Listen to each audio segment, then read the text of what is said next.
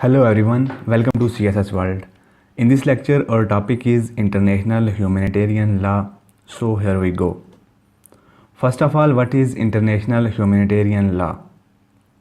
International Humanitarian Law or IHL is a set of rules which seek for humanitarian reasons to limit the effects of armed conflict. It protects persons who are not or are no longer participating in the hostilities and restricts the means and methods of warfare. International humanitarian law is also known as the law of war or the law of armed conflict. Keep in mind that international humanitarian law is part of international law, which is the body of rules governing relations between states. Just remember that international humanitarian law applies to armed conflicts. Protection under international humanitarian law. IHL protects those who don't take part in the fighting, such as civilians and medical and religious military personnel. It also protects those who have ceased to take part, such as wounded, shipwrecked, and sick combatants and prisoners of war. Restrictions under international humanitarian law. More specifically, under international humanitarian law, it is forbidden to kill or wound an enemy who surrenders or is unable to fight. The sick and wounded must be collected and cared for by the party in whose power they find themselves. This law also says that medical personnel, supplies, hospitals, and ambulances must also be protected. Rights of prisoners under international humanitarian law. There are also detailed rules governing the conditions of detention for prisoners of war and the way in which civilians are to be treated when under the authority of an enemy power. This includes the provision of food, shelter, and medical care, and the right to exchange messages with their families. The law sets out a number of clearly recognizable symbols which can be used to identify protected people, places, and objects. The main emblems are the Red Cross, the Red Crescent, and the symbols identifying cultural property and civil defense facilities.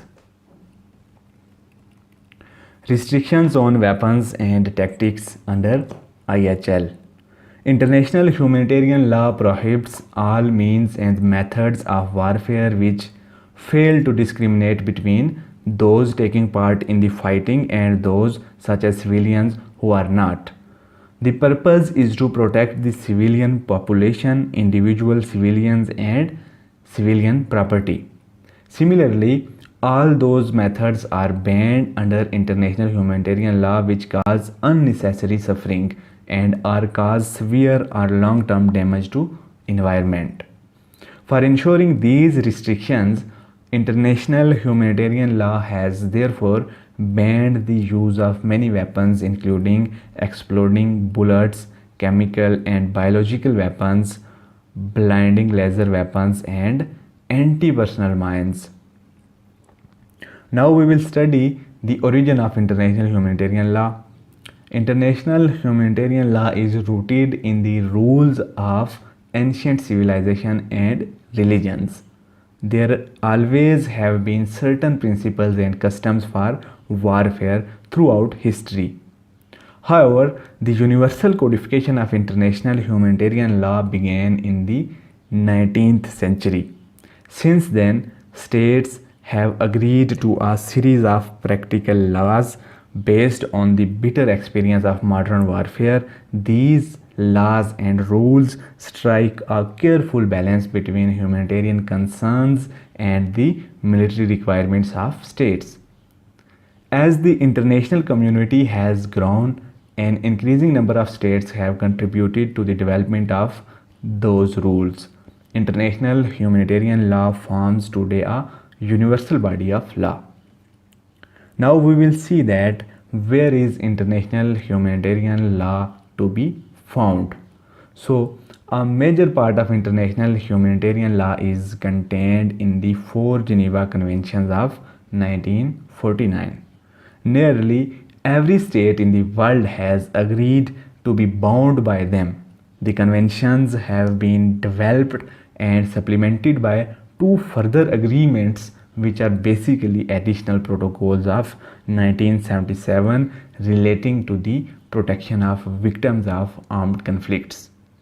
Other agreements which prohibit the use of certain weapons and military tactics and protect certain categories of people and goods include the 1954 Convention for the Protection of Cultural Property in the Event of Armed Conflict plus its two protocols, the 1972 Biological Weapons Convention, the 1980 Conventional Weapons Convention and its five protocols, the 1993 Chemical Weapons Convention, the 1997 Ottawa Convention on Anti-Personnel Mines, the 2000 Optional Protocol to Convention on the Rights of the Child on the Involvement of Children in Armed Conflict. Many provisions of international humanitarian law are now accepted as customary law, that is, as general rules by which all states are bound. When does international humanitarian law apply? It is very important to know that in which situation the international humanitarian law can be applied. So keep in mind that international humanitarian law applies only to armed conflict. It does not cover internal tensions or disturbances such as isolated acts of violence. The law applies only once a conflict has begun and then equally to all sides regardless of who started the fighting. International humanitarian law distinguishes between international and non-international armed conflict. According to this law, international armed conflicts are those in which at least two states are involved. They are subject to a wide range of rules, including those set out in four Geneva Conventions and additional protocols. According to this law, non-international armed conflicts are those restricted to the territory of a single state involving either regular armed forces fighting groups of armed dissidents or armed groups fighting each other. What does international humanitarian law cover? International humanitarian law covers two areas. One is the protection of those who are not or no longer taking part in fighting, and second one is restrictions on the means of warfare, in particular weapons and the methods of warfare. So this was all from today's lecture. I would leave you with the question: is international humanitarian law is being implemented in the contemporary world? Whatever you think in this regard, mention in the comment section.